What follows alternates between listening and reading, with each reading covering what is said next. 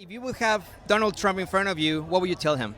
I don't think I'd tell him anything. I think I would just hit him. There's nothing that you can tell him I think that's going to change his mind about anything. I'm not too happy with our current administration or really the actions of our government at large. And so I'm here to join our entire community in saying that we reject what our government is currently doing. And that applies to basically everything, but especially to all of our Latino brothers and sisters who are being just absolutely harassed by ICE all the time. We will not stand for this.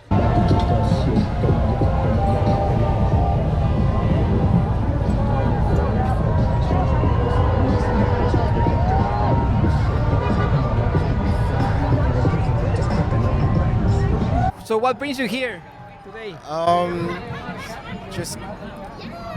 We don't want any kings. The stuff that's been going on is kind of just disturbing to see a president that just wants to ignore the process of how we do things in the country and just do whatever he wants. That's not how America's built. That's not what our Constitution's there for. We're becoming a dictatorship right now. I would say it looks like there are things happening that looks like we may be trending that way or that people may want to go that way, but I think as you can see out here, I got faith in the people. Yeah. We're not going to let anything like that happen.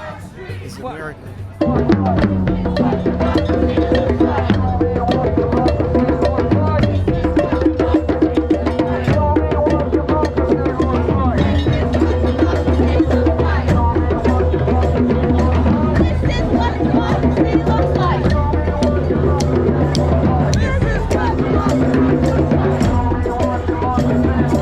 Behind cameras, you were telling me that you are Cuban, part Cuban. Yeah, that's right. Tell us more about your Latin background. Well, my grandparents actually came to the United States from Cuba around 1960 or so because they were part of the bourgeois out in Cuba, so they weren't exactly on good terms with the new Castro government. And so they left and came here. I don't agree with them on a lot of things politically as a leftist myself, but that said, absolutely nobody deserves to be treated the way that our Hispanic brothers and sisters are right now.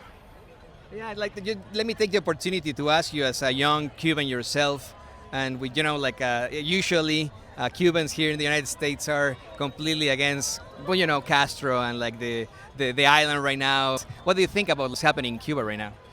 I'll admit I'm not super up to date on the current government of Cuba and all of their policies.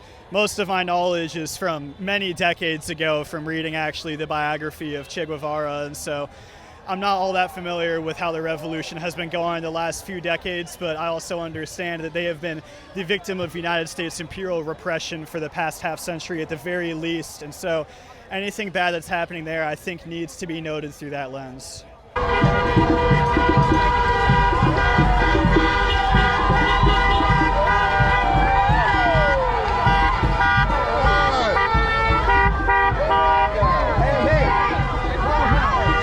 What do you think about the policies against immigrants? Immigrants in our communities maybe they did come as undocumented people, but they are part now of our communities. They work shoulder to shoulder with us. What do you think about those policies? I would say, first and foremost, we should make the process of becoming a citizen easier for them. Just to speak on that part. And then, obviously, we shouldn't have people going into the cities or declaring war on cities like what they did in Chicago as African American. I didn't like how that looked. There's a lot of black people also affected, American citizens that are also affected. Yeah. And there's so many people, I'm saying if it could happen to anyone, it can happen to you. So that's why you got to come out here. With people powerful together, we create a better world forever. A perfect union our endeavor.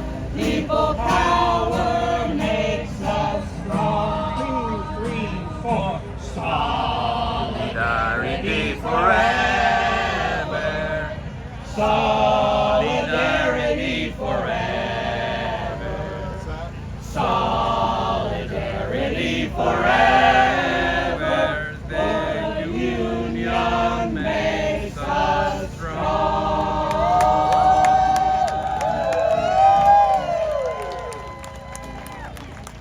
Who would you say inspires you the better, JFK or Ernesto Che Guevara? Oh, Che Guevara easily. He was one of the most principled people that I think has ever been alive at any point. He walked the walk, talked the talk, and lived and died exactly by his own ideals, which I don't think we can say about very many other world figures from the 20th century.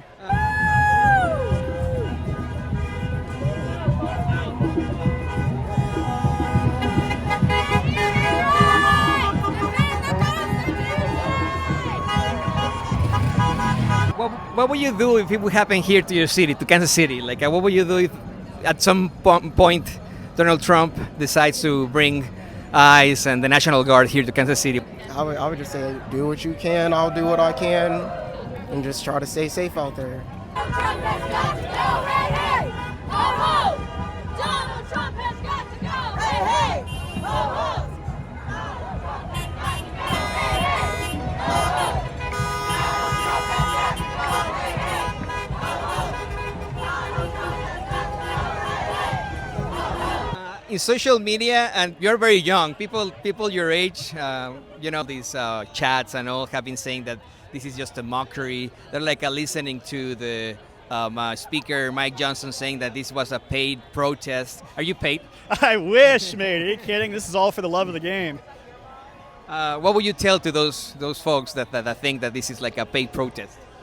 I'm sorry that you think that we need to receive income or some sort of incentive to stand up for what we believe in. Some of us just have some actual morals and principles and have to speak up even if you're not getting anything out of it myself. Also, in our community, in the Latin American community, there are a lot of folks back home that wouldn't come here today, worried that maybe, like they would be targeted. What would be your message to them? We are here for you. Our neighbors are here for you. We want you here. Don't believe that just because what this administration is saying that you are not welcome here, because we take everybody. That's what community is all about. ¡Viva México! ¡Viva México! ¡Viva México! Thank you so much, brother. All right, no problem, mate. Cheers.